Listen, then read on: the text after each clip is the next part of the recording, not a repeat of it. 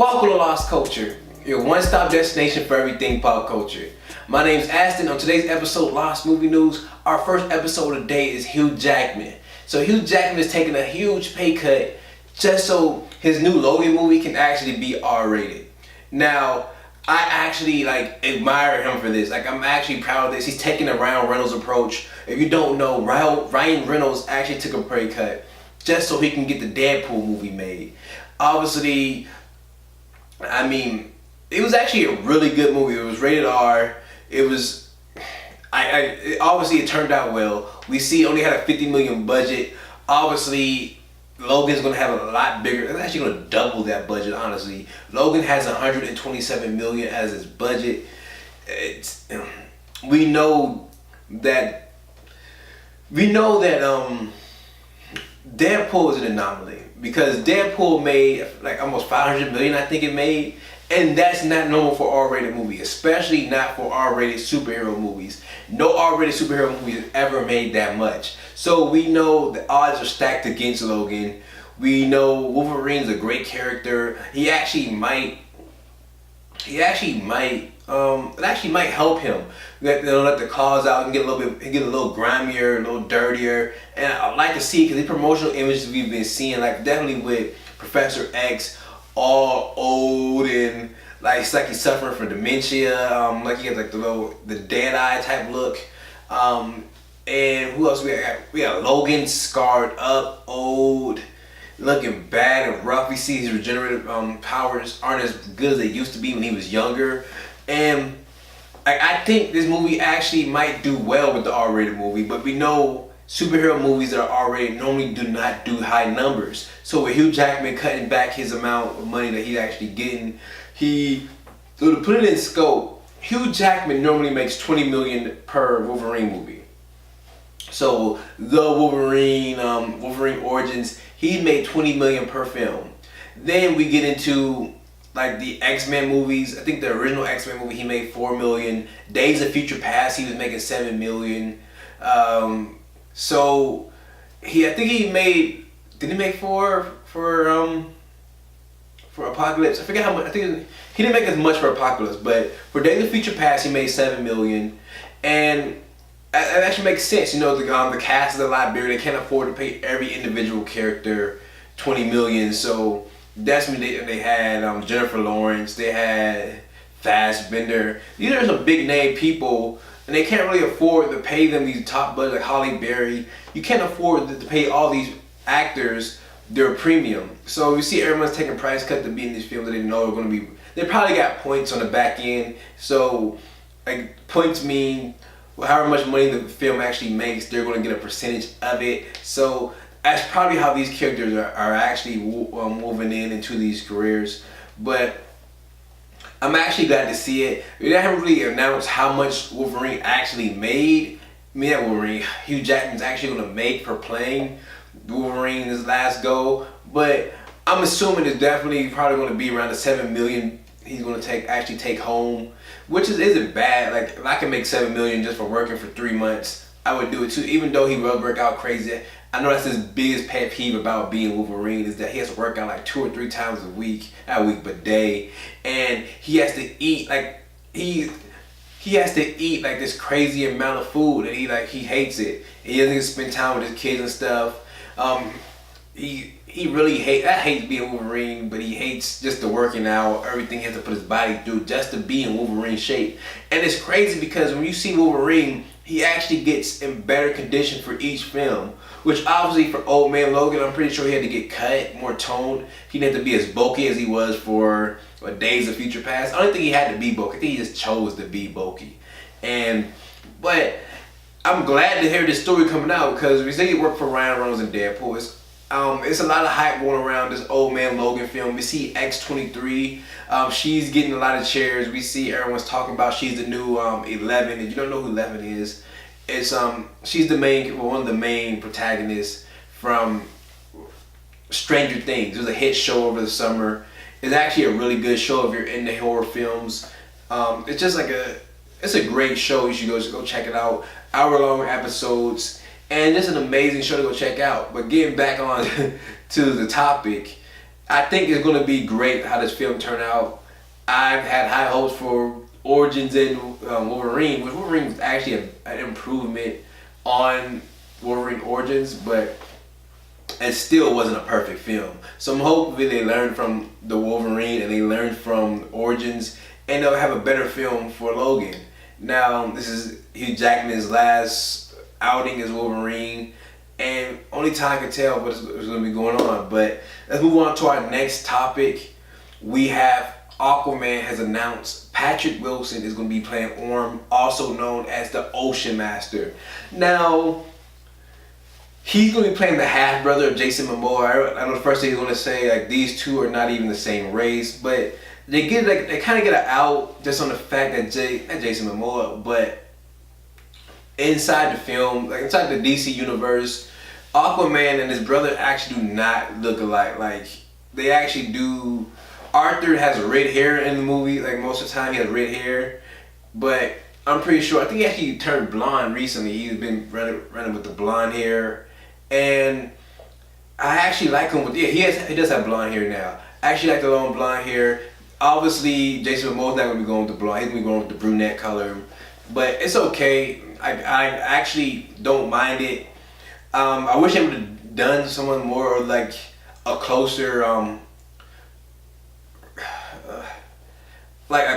like he looks a little bit more like Jason Momoa, but hey, we can't get everything. Maybe hopefully we can get Kaldor in there, the new Kaldor from like Young Justice.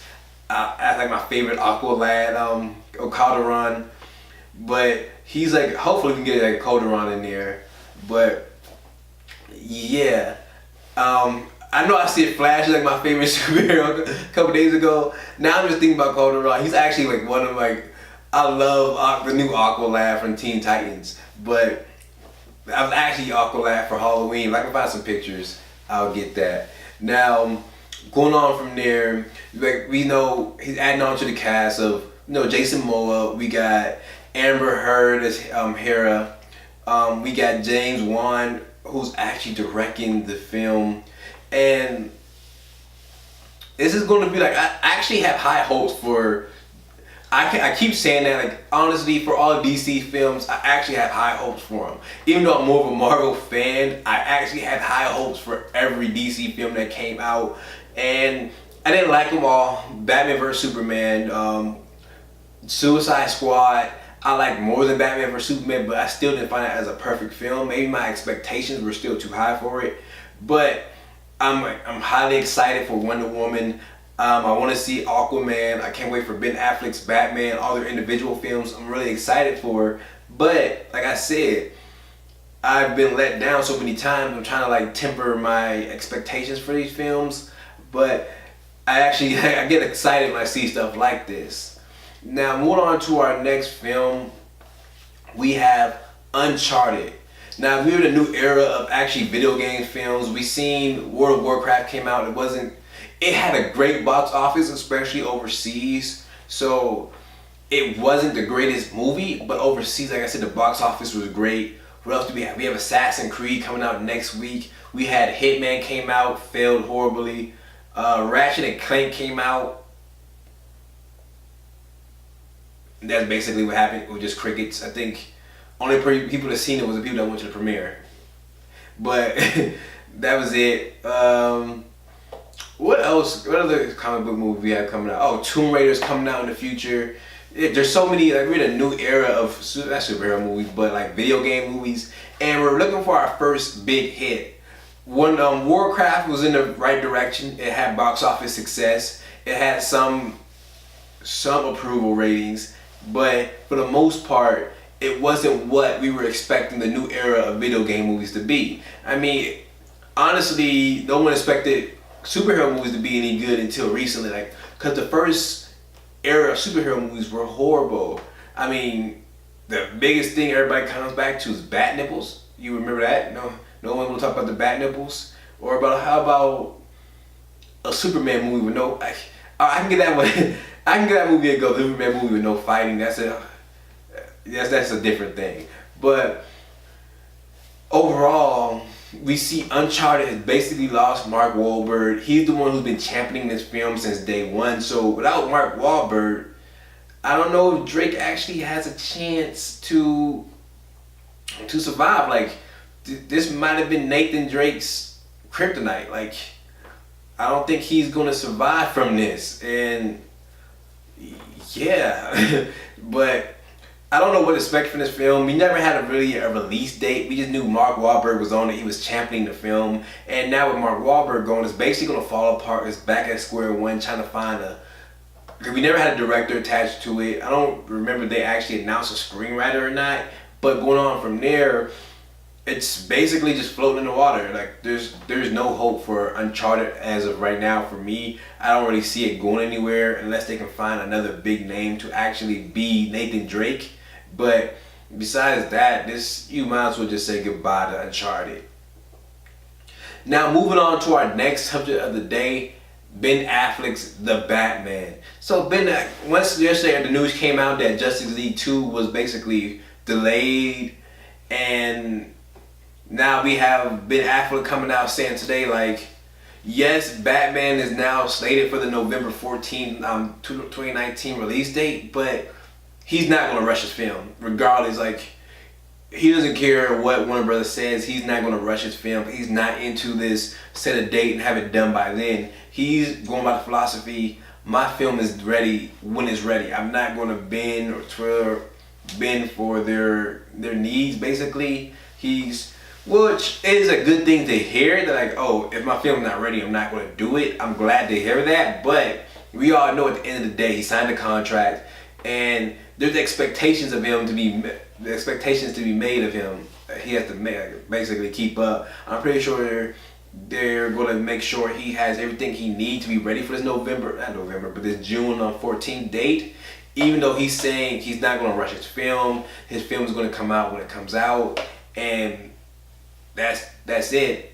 We all know his film is going to be ready by June 14th, 2019.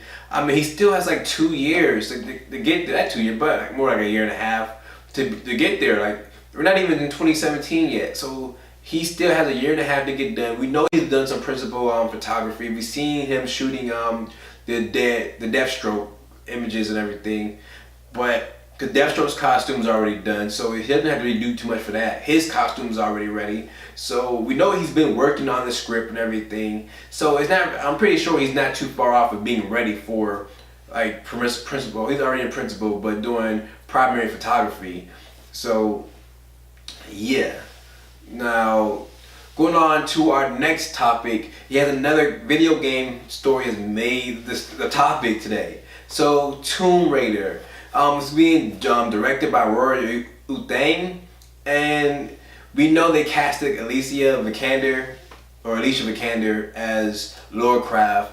When we find out today that Walton Goggins basically came out and said, if you don't know who Walton is, he played in a lot of shows. Recently, last thing I remember him from is from Vice Principals or Principals. I forgot the name of the HBO show. It was okay, not what we expected, but it was okay. He did well. I liked his character. But going on from there, like, he actually been announced as the villain of the movie. He basically said this movie is going to be based off of, not based off, it's going to be based off the lore that was set up in the new Lara Croft games. I haven't actually played the new Lara Croft games. I heard they're amazing. The new story is going well for right now. We know that he also said it's going to be based off of Indiana Jones. So basically, she's just going to be the female Indiana Jones.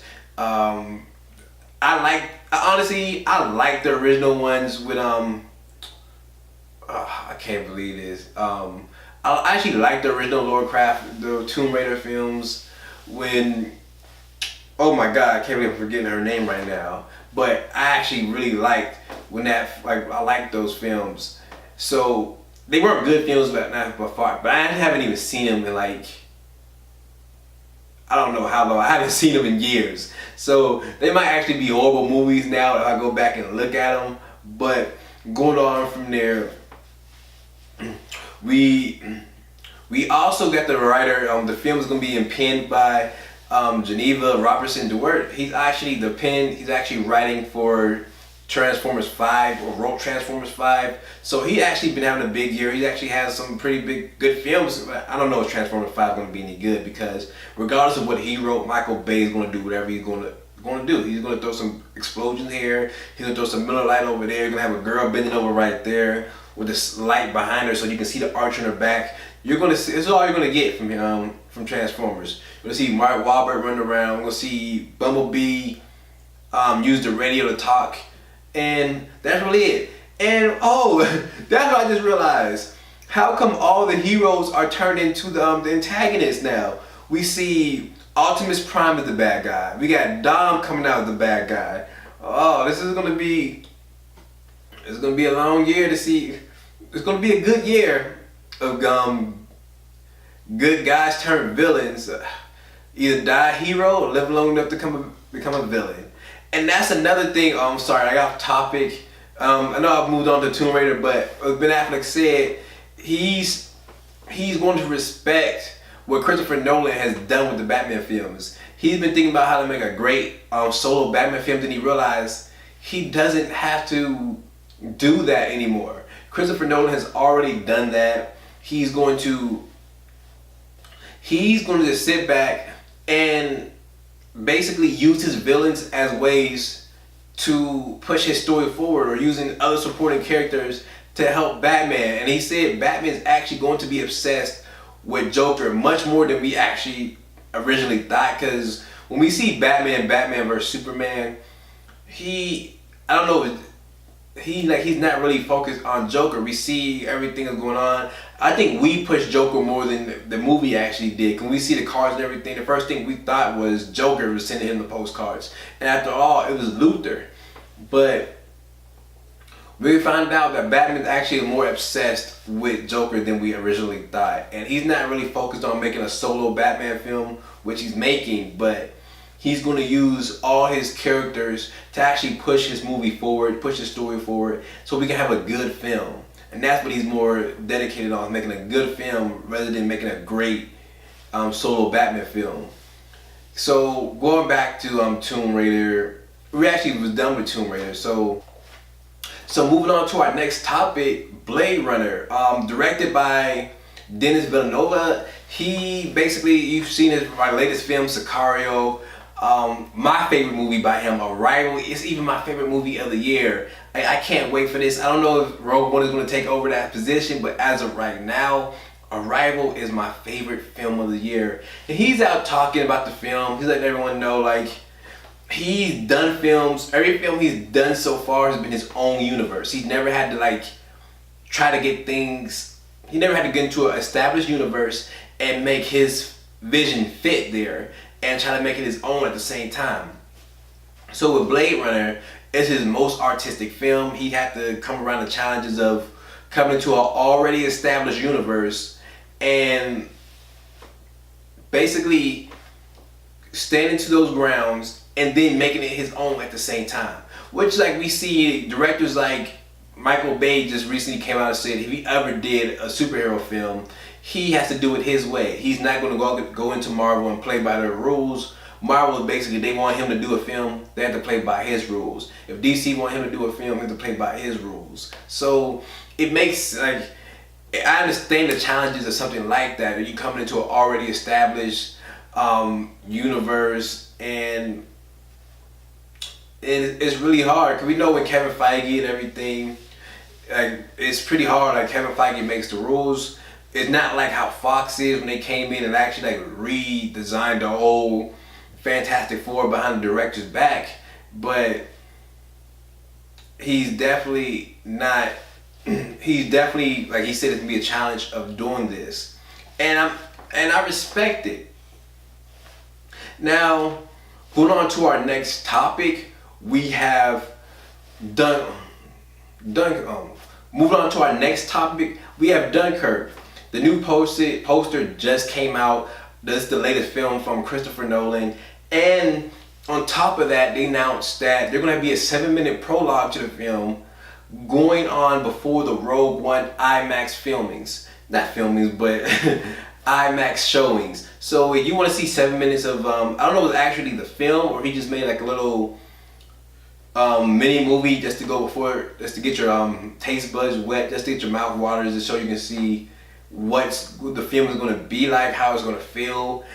And I think it'd be cool to see something like that, because this film was actually naturally shot for IMAX. It wasn't reconverted after shooting. It was actually shot in the IMAX conversion rates. Now, I'm not really excited for this film. I am a big Christopher Nolan fan, but it's not really that serious to me. I probably will end up checking it out. I'm not really a big war hero. Like, I'm not a big war film. That's like my issue.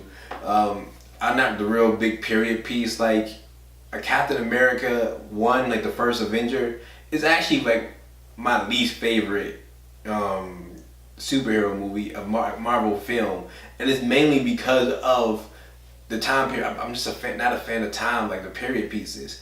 Now, with that being said, I'm still really excited for Wonder Woman. I don't know, it's weird to me. But for our final topic of the day, we're going to discuss the Golden Globe nominees, the top 5. We're going to be talking about the first category. We're talking about motion picture drama. We have Hacksaw Ridge, we got Hell or High Water, Manchester by the Sea, Moonlight, Lion. Now, moving on to the next topic, we have motion picture, musical, or comedy. We have 20th Century Woman, Deadpool, Florence Foster Jenkins, La La Land, and we have Sing Street. Now, for motion picture animated, we have Zootopia, My Life is a Zucchini.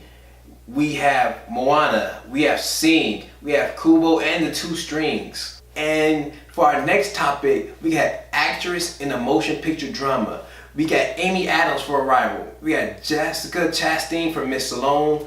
We have Isabelle Huppert for Elle. We have Ruth Negga for Loving. And we have Natalie Portman for Jackie. Moving on to actor in motion picture drama, we had Casey Affleck, Manchester by the Sea. We had Joel Edgerton for Loving. We had Andrew Garfield for Hacksaw Ridge. We had Viggo Mortensen for Captain Fantastic. And then we have Denzel Washington for Fences. I haven't had a chance to see Fences. I've seen this, the stage play. What they're called? Not a screenplay. The screenplay when you write a story. So the stage play, I actually enjoyed it a few years ago, and I can't really wait to see him as the role. Now, I'm really excited for this film. I'm definitely gonna go see it. I'm probably gonna go see it with my family, and I'm really excited about this film. Now, besides that, that's what we have for today. Thank everybody for tuning in. As always, make sure you like, comment, subscribe to the show, to the channel, share so your friends can see it. We're going to be a lot more constant. We're definitely going to have our shows up a lot by 8 a.m. from now on. No questions asked. We're going to do whatever it takes to make sure our shows get up on time at a regular pace. And hopefully we can start getting you guys out there, get you guys more interactive with our shows. Make sure you just like, comment, subscribe so we can get our show grow up a little bit bigger. Now, as always, thank you guys for tuning in. As always, stay lost.